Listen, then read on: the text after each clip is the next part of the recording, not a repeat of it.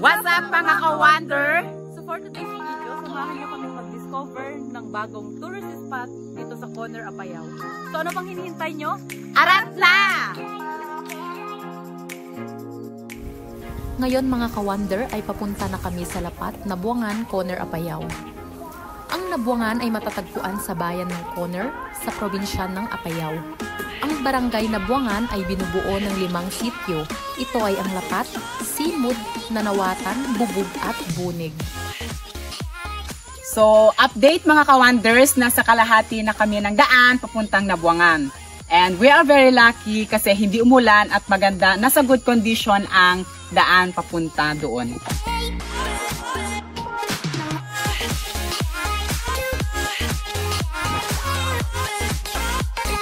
Nakikita naman natin na ang daan papuntang Nabuangan ay kasalukuyang pinapaganda para na rin mapabilis at mapadali ang transportasyon ng mga residente sa Nabuangan.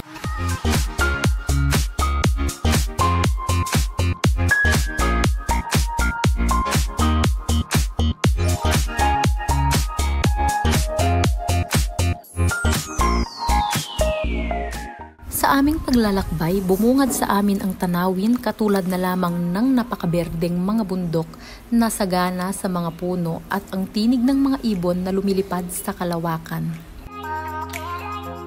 Sa puntong ito ay huminto muna kami upang pumitas ng puso ng saging para sa aming pananghalian.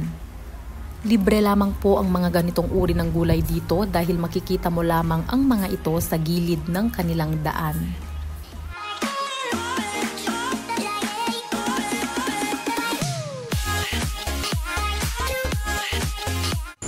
So update mga ka-wonders, and as you can see, nasa new location na naman po tayo ngayon, and as of now, nasa bungad na tayo ng Barangay Nabuangan at ang unang sityo na masisilayan natin ay ang Sitio Lapat.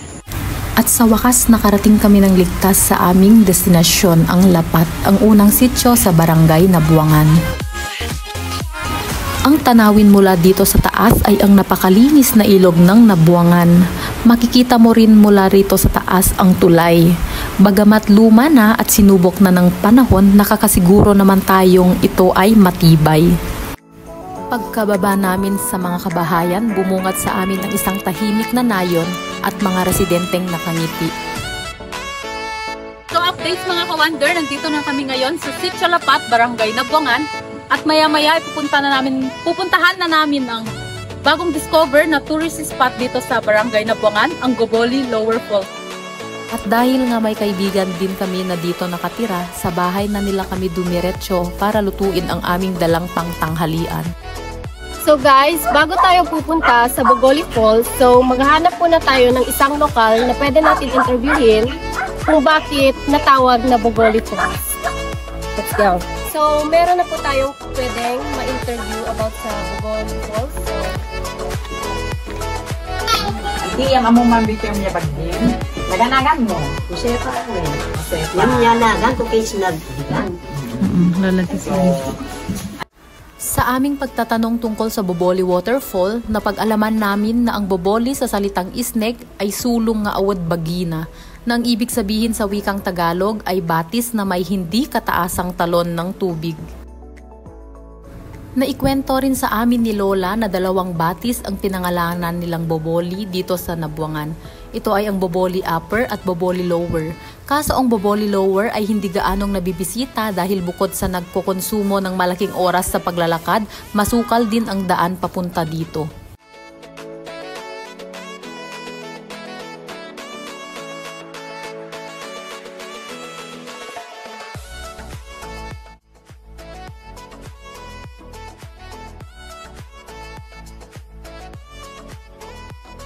At ayan, kasalukuyan na kaming naglalakad papunta sa Boboli Upper Waterfall. Ang Boboli Upper Waterfall ay medyo malayo sa kabahayan ng Lapat, kaya kailangan muna naming maglakad ng 5 minuto bago marating ang paraiso.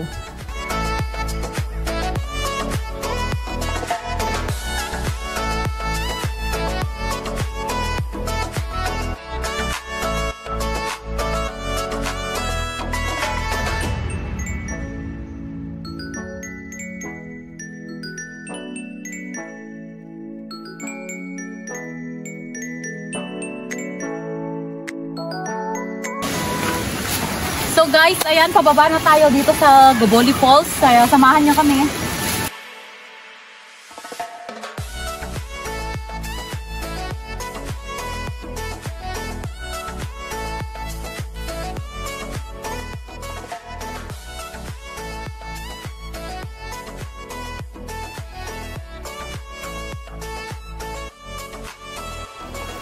Sa paglalakad ay kailangan ng ibayong pag-iingat dahil sa makipot at bangin na daan.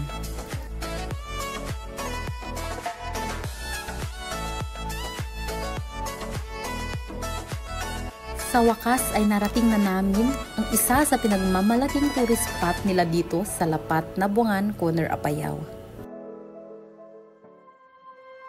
Welcome to Goboli Falls! Ang maliit na talon ng Boboli ay umaagos na napakalinis na ilog ng Nabuangan.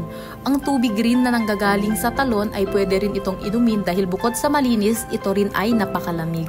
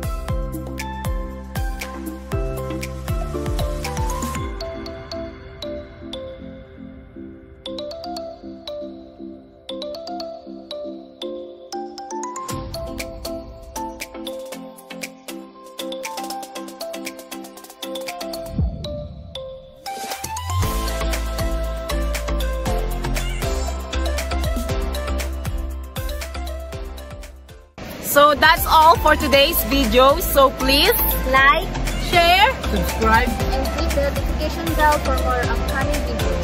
Bye!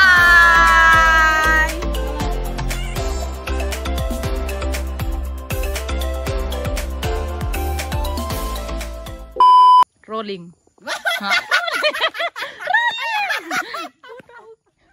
Second take.